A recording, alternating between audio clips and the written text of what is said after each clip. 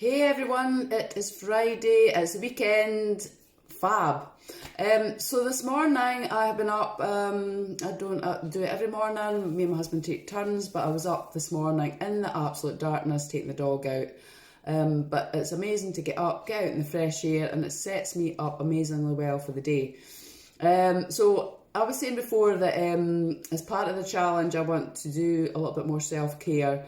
And I'm lucky enough to have a dog that I can take out, which means that I've got to get myself out and I've got to get myself in nature, which I absolutely adore getting out in nature. And it really is good for the mindset. It's good to clear your thoughts or, process your thoughts. It's great to connect with nature, all that kind of stuff. So amazing to do today. The other thing is meditation. So I'm actually managing to fit that in. This week I'm making a point of doing that, and meditation brings so many benefits. Meditation is great for clearing the mind, clearing the thoughts, getting in touch with what it is you want to do if you've got goals or whatever, because you can visualise through meditation. I mean, when you're meditating, you'll naturally have things coming to you. You'll get downloads, if you like, if you want to call it that, of what you need to do to move forward and to strive on with those goals. It's an amazing thing to do. So I just want to talk a little bit today about limiting beliefs, self-sabotage. Now, what I would say is the majority of the people probably watching this video have experienced limiting beliefs getting in the way, self-sabotage getting in the way, and imposter syndrome is another issue, but I'll talk about that another time. So where does limiting beliefs come from? How are they formed? We have limiting beliefs based on what we've been told in the past and the experiences we have. So our body and our subconscious and our brain naturally want to protect us from bad experiences happen. So if you're thinking back to things that you've been told, so if you've been at school, maybe your parents or other relatives or friends have said negative things about you, that's a bad experience that you don't want to repeat. So you try and avoid doing certain things to avoid those experiences again.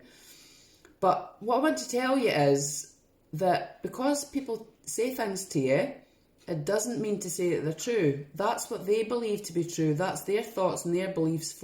They're formed but by what they've possibly been, what they've learned or what they've been told. So always remember that you're capable of doing anything, and don't let those limiting beliefs get in the way. Self-sabotage, and the things that we do when we self-sabotage is procrastinate. In other words, we're thinking of all the other things that we can do other than the thing that we want to be getting on with.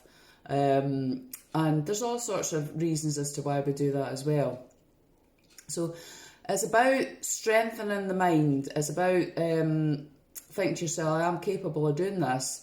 And, if you have got those limiting beliefs and thoughts going through your head, there's all sorts of things you could do. So, for example, you could journal, have a notebook that you can get your thoughts down on. It's amazing technique for brain dumping, if you like, getting those things down on paper and offloading them. So if you experience depression or anxiety, that's a great exercise to do, to continually get all those thoughts down on a bit of paper and just get them off your mind. Meditation, as I've talked about earlier on, is a great thing to do as well. And as I said before, telling yourself, feeding your brain and your subconscious with positive thoughts. So if you're thinking negative things or you're putting negative thoughts out to the universe, you're going to get those things back again. So, for example, if you're saying negative things about yourself and you're feeding the inner critic, and that little voice in the back of your head is saying, don't do it, stay where you are, you're comfortable where you are, you're going to, if you're really passionate about doing something, you're going to get a few years along the line and you're going to regret not having followed that through. Where do you see yourself in the future? Where do you see yourself going? Always think about that. Always think about where you want to be in the future, and how that'll make you feel and how that will benefit other people, not just yourself, but other people around about you. Because if you've got skills, talents, knowledge and experience that can help other people, please urge you, don't waste that. Let other people benefit from that, and if you're passionate about doing it, follow those dreams and the goals.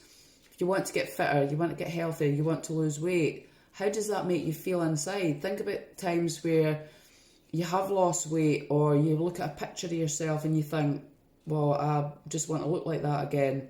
How does that make you feel at the time? You put those clothes on and you look at yourself in the mirror. How does that make you feel? It makes you feel much more comfortable. It makes you feel $1 million. Think about what you're going to feel and what you're going to see and what you're going to hear from other people if you reach those goals. So yeah, there's just lots of things that you can do in order to dispel those self-sabotaging thoughts that stop you moving forward. I would urge you just to write down your goals as well, so you can write everything you want to do every single day. If you continue to do that, again, you're feeding the subconscious with positive thoughts. I talk about visualization. You can use vision boards, and you can have all the pictures that you want up there. So you may say, if you're losing weight, you may want to have a picture up there of you when you were slimmer. You might have a picture of someone that you want to look like. You put it up there and you're looking at that every day. It feeds the subconscious to strive forward and move forward and meet those goals. If you want to change career or start a new business, have images up there of someone that you admire that's in business, that you want to strive for, or a picture of something that would represent what you want to do in your business or the career that you want to be in. Some women, and a lot of women, believe that they can't move up the ladder because, well, it's only men that really do that, or they're better than me. No, not at all. You are capable of doing anything that you want to do. So strive forward, move forward, and go for those goals, but change your mindset, get it stronger, and it'll keep you going. Because when the hurdles come along and the obstacles come along, you can pick yourself up a heck of a lot easier than you would if you're in a negative mind frame. So try some of those things, hope they work, keep yourself going, and don't let those limiting thoughts and beliefs, the little negative thoughts and voices that come into your head that say that you can't do it, because you absolutely can. So folks, have a lovely Friday, have a lovely weekend, and I wish you all the best of luck with moving forward and achieving the things that you know that you can actually do. Take care for now, and I will catch up very soon.